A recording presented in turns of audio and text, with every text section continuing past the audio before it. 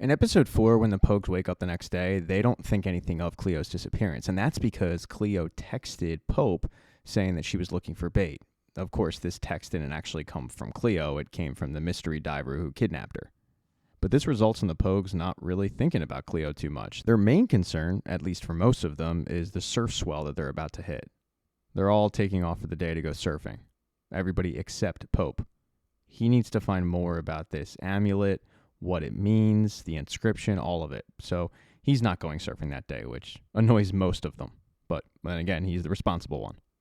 As for Cleo, she is on that ship, she is tied up, and she is alone. And she's not telling them anything.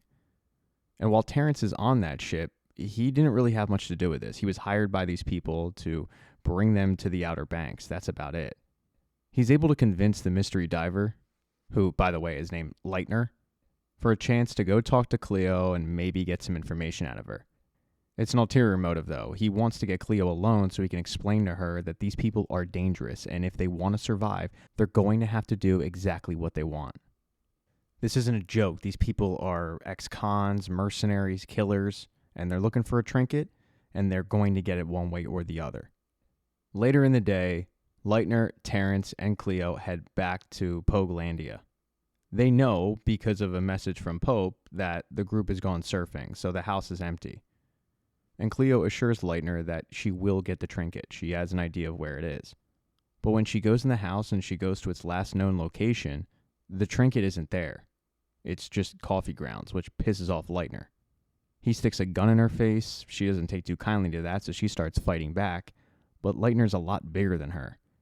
And it ends up with Lightner on top, choking the life out of her. She's only saved when Terrence rushes in and knocks Lightner back. But that just pisses off Lightner even more. Now he sticks his gun in Terrence's face. And Terrence assures him, Cleo will get the trinket. Don't worry, you just have to give her time. And with a gun in both their faces, Cleo says, yeah, no, I'll get it for you, don't worry.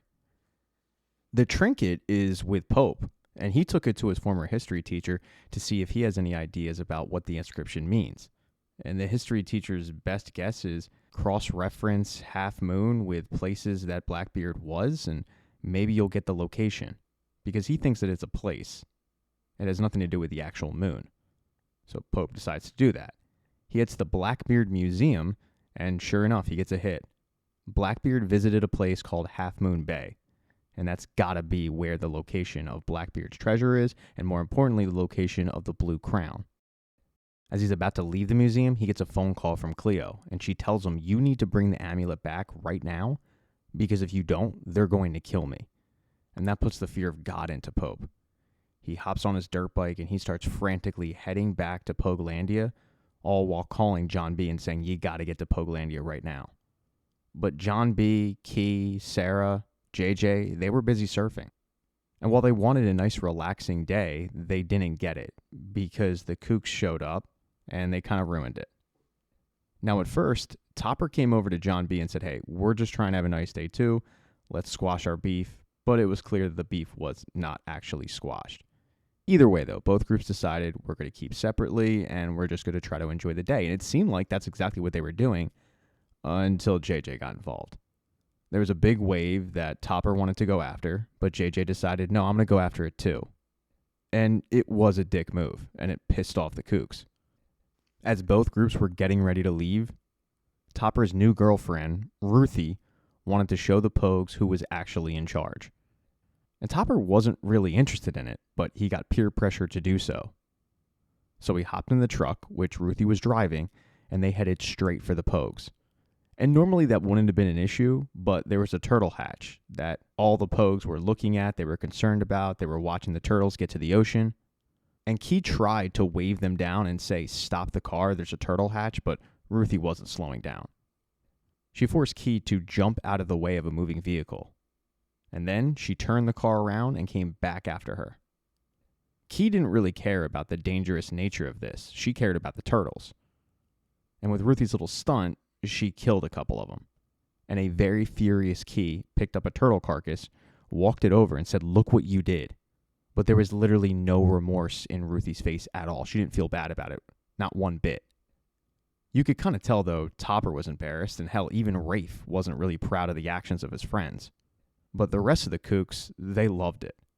And this pissed off JJ so much that he turned around and said, "If you guys ever come near us again, I'm going to kill all of you." They then decide to head back to Pogelandia unaware of what's actually waiting there for them, which is Terrence, Lightner, and Cleo. But Lightner is getting very, very impatient. Terrence is trying to buy time, saying that this guy will show up, don't worry, just be patient, but Lightner doesn't want to be patient anymore. And finally, he gets to the point where he sticks a gun in Cleo's face because he's about to shoot her. And that's when Pope shows up, just in the nick of time. Pope, though, doesn't want to give over the amulet, and Terrence is kind of sick of Lightner. So they both team up to take Lightner out, but it doesn't work. The amulet gets dropped. Terrence gets shot. Pope gets punched in the face, and at the end of it, Lightner's able to grab the amulet and escape. But Terrence doesn't make it. Cleo and Pope try their best to revive him. They try CPR, but it's just too late. He's lost too much blood. And Cleo is pretty despondent. She had a love-hate relationship with Terrence, but he was like a father figure to her. And now he's dead in Pogelandia. When the rest of the Pogues show up, Pope just kind of makes his way outside, but he's covered in blood, and they know that something's wrong. And when they go inside, they see what happened. Pope starts recounting exactly what he walked into, how it happened, but he also tells everybody that he's pretty sure he knows what the inscription means. He's pretty sure that Blackbeard unloaded something at the Half Moon Battery in Charleston. As Pope and John B are discussing this, they get an unwanted visitor. It's Deputy Shoop. There's something about Wes Jenneret's death that has not set well with Shoop at all. For starters, the coroner doesn't think that it was a suicide. He thinks that Wes was murdered. He thinks that he was strangled to death, and that death actually matches up with a guy that they found in the beach, who has no identification on him. The only discernible identification is a trident tattoo on his wrist. So you've got two bodies who died in similar fashions and no suspects. Shoop did bring in Chandler and question him about his whereabouts, but his whereabouts checked out. He showed his Google Maps and his location. The next thing to do was question the other people who saw Wes Jenneret last, and that was the Pogues.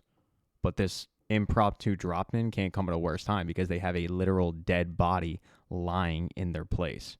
So they kind of start freaking out, not really sure what to do, as Shoop knocks on the door, waiting for someone to come out. Thank you so much for checking out this recap. Please consider subscribing to the channel and subscribing to my Patreon. Hit thumbs up if you liked it. Smash that thumbs down button if you thought it sucked. If you left a comment, I don't get back to you. I usually don't check the comments unless they're like a super comment. Also, if you don't see the next video up on the end screen, not to worry, it'll be up in a day or two.